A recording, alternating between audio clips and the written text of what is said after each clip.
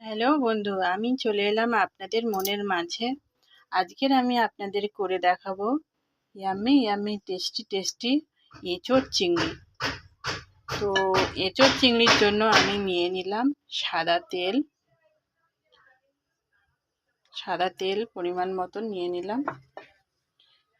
নিয়ে এবার আমি সাদা তেলটা গরম হয়ে গেলে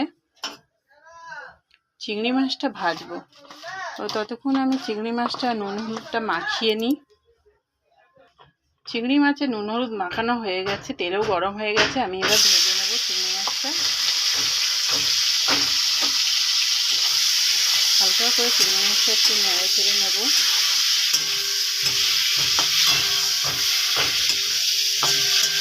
চিংড়ি মাছটা আমার ভাজা হয়ে গেছে হালকা করে। আমি এবার চিংড়ি মাছটা তুলে রাখবো। চিংড়ি মাছটা তুলে রেখে দিয়েছি, কারণ চিংড়ি মাছটা খুব কড়া করে ভাজলে টেস্ট লাগে না, তার জন্য হালকা করে ভেজেছি।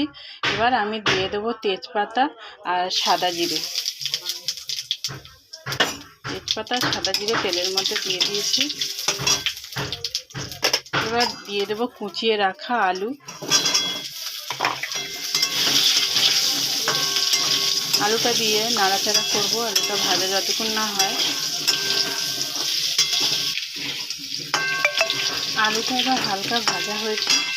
এবার হালকা সেদ্ধ করে রেখে দিয়েছিলাম এঁচোড়টা দিয়ে দিলাম এর মধ্যে। আলুর মধ্যে এঁচোড়টা দিয়ে দিলাম।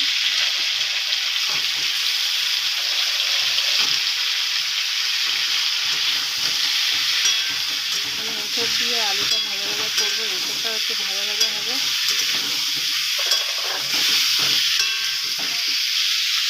এর মধ্যে এবার আমি নুন দিয়ে দেবো। নুন দিয়ে দিলাম। আপনারা যে যেরকম নুন খান সেরকম নুন দেবেন আন্দাজ মতো। দিয়ে এটা ঢাকা দিয়ে হালকা ভাজা ভাজা করতে হবে। তো এটা ঢাকা দিয়ে দিতে হবে, তবে ভাজা ভাজাটা সুন্দর একটা আসবে।